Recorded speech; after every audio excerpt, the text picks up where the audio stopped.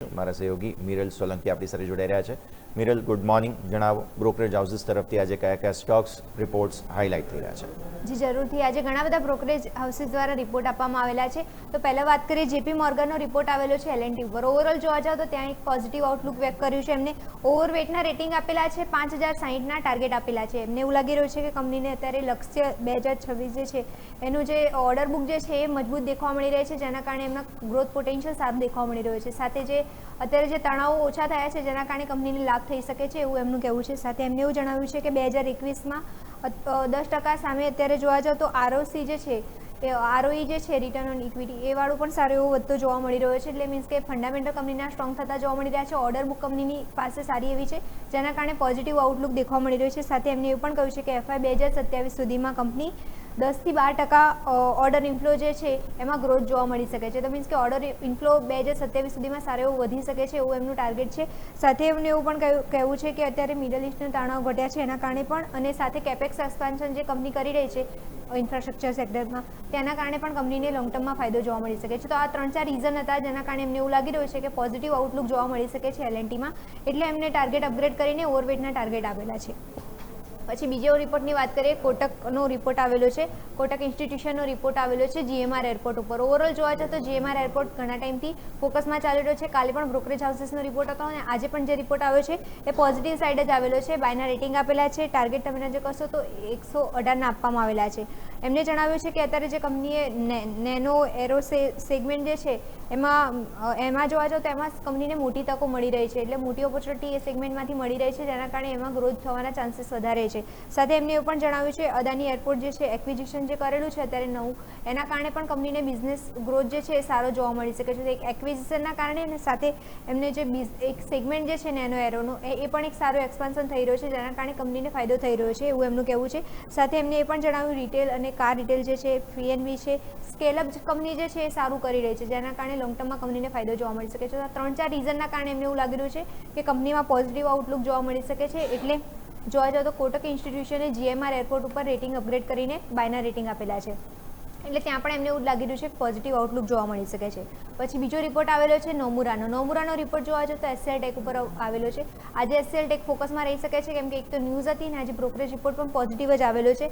બાયના rating આપેલા છે એમને અને 1600ના ટાર્ગેટ આપેલા છે. એમને એવું કહ્યું છે કે અત્યારે જે કંપનીએ જેવી કરેલું છે AI માટે નવું રોકાણ કરવા જઈ રહી છે એના કારણે લોંગ ટર્મમાં કંપનીને ફાયદો જોવા મળી શકે છે. સાથે એવું એમને કહ્યું છે સોવરેન અને AI જે સિસ્ટમ જે છે એના કારણે ભારતમાં એમની પકડ જે છે મજબૂત જોવા મળી શકે છે. સાથે જોવા જાવ તો બીજા પણ કંપનીએ ઘણા બધા એક્વિઝિશન કરેલા છે અને નવા ઇન્વેસ્ટમેન્ટ કરેલા છે જેના કારણે કંપનીને લાભ થઈ શકે છે. તો એ બધા રીઝનના કારણે જોવા જાવ તો કંપનીમાં પોઝિટિવ આઉટલુક દેખવા મળી રહ્યો છે. એટલે એમને રેટિંગ અપગ્રેડ કરીને બાયના રેટિંગ આપેલા છે અને ટાર્ગેટ પણ સારા એવા અપગ્રેડ કરેલા છે. પછી વાત કરીએ, રિપોર્ટ આવેલો છે સિટીનો RR કાબેલ ઉપર. RR કાબેલ ઉપર પણ એમને એવું લાગી રહ્યું છે કે પોઝિટિવ આઉટલુક જોવા મળી શકે છે. એમને જણાવ્યું છે કે બાયના રેટિંગ આપવામાં આવેલા છે એમના તરફથી અને 2650ના ટાર્ગેટ આપવામાં આવેલા છે. એમને લાગી રહ્યું છે કે ડિમાન્ડ જે છે ડોમેસ્ટિક ડિમાન્ડ જે છે એ ડે બાય ડે વધતી જોવા મળી રહી છે જેના કારણે કંપનીને લોંગ ટર્મમાં સારો ફાયદો થઈ શકે છે. સાથે એમને એવું કહ્યું છે કે એક્સપોર્ટ જે છે એમાં થોડા તણાવ જોવા મળ્યા હતા પણ હવે થોડા તણાવ હળવા થતા જોવા મળી રહ્યા છે એમનું એવું કહેવું છે. સાથે મેનેજમેન્ટે Q1 અને FY 2027માં ડબલ ડિજિટ ગ્રોથ વોલ્યુમનું અપેક્ષા રાખેલી છે. તો એ પણ એક પોઝિટિવ સેન્ટિમેન્ટ છે કે મેનેજમેન્ટ લોંગ ટર્મ ગ્રોથ માટે પોઝિટિવ દેખવા મળી રહી છે જેના કારણે ગ્રોથ સારો જોવા મળી શકે છે. સાથે 2-3 અઠવાડિયામાં તમે નજર કરશો તો એક્સપોર્ટ જે છે એ સારો વધતો જોવા મળી રહ્યો છે. એટલે મંથલી તમે નજર કરશો તો એક્સપોર્ટ ઘટ્યો છે પણ ઓવરઓલ જોવા જાવ તો છેલ્લા 2-3 અઠવાડિયામાં સારો વધતો જોવા મળી રહ્યો છે એવું એમનું માનવું છે. સાથે સેગમેન્ટ વાઇઝ તમે નજર કરશો ત્યાં પણ એમનું એક્સપેન્શન સારું થઈ રહ્યું છે. તો આ બધા રીઝનના કારણે એમને એવું લાગી રહ્યું છે કે RR કાબેલમાં પોટેન્શિયલ સારો જોવા મળી રહ્યો છે એટલે બાયના રેટિંગ અપગ્રેડ કરેલા છે.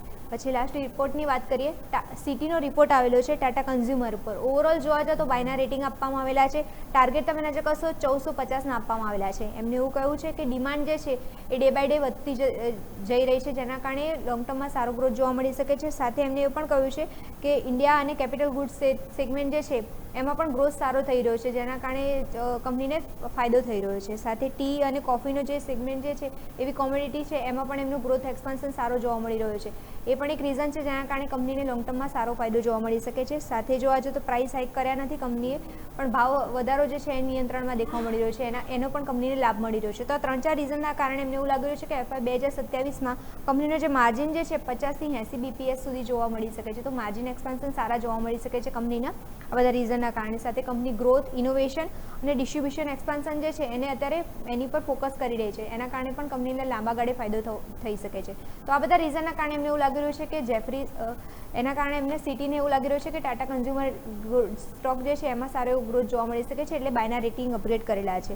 અને લાસ્ટ રિપોર્ટની વાત કરીએ, લાસ્ટ રિપોર્ટ આવેલો છે ઓરબિંદો ફાર્મા ઉપર. ઓવરઓલ HSBCનો રિપોર્ટ આવેલો છે, બાયના રેટિંગ આપેલા છે. ઓવરઓલ જોવા જાય તો ફાર્માપેકમાં પણ આ સ્ટોક એક સારો પરફોર્મન્સ અત્યાર સુધી આપ્યું છે, હજુ પણ આપશે એવું એક્સપેક્ટેશન રાખવામાં આવી રહી છે. બાયના રેટિંગ આપવામાં આવેલા છે, 1580ના ટાર્ગેટ આપવામાં આવેલા છે. એમને એવું લાગી રહ્યું છે કે અત્યારે જે નવા પ્લાન્ટ QIP જે છે એનો કંપનીને લાભ જોવા મળી શકે છે. સાથે એમને એવું પણ કહ્યું છે કે ઓવરઓલ જોવા જતો અત્યારે અપ્રુવલ્સ પણ કંપનીને ઘણા બધા મળેલા છે, જેના કારણે પણ કંપનીને લાભ જોવા મળી શકે છે. તો આ બધા રીઝનના કારણે કંપનીને લોંગ ટર્મમાં પોટેન્શિયલ સ્કોપ સારો જોવા મળી શકે છે, એટલે એના કારણે એમાં રેટિંગ અપગ્રેડ કરવામાં આવેલા છે. તો ઓવરઓલ જોવા જતો આ બધા બ્રોકરેજ હાઉસીસ હતા જેમને ક્યાંક ને ક્યાંક જોવા જતો આજે પોઝિટિવ વલણ જ બતાવ્યું છે. Yes, clearly. તો આ તમામ એક્શન છે, નજર રાખીશું. આભાર મિરલ આપનો અમારા સાથે જોડાવા માટે થઈને. તો બ્રોકરેજ હાઉસીસ તરફથી દર્શક મિત્રો આ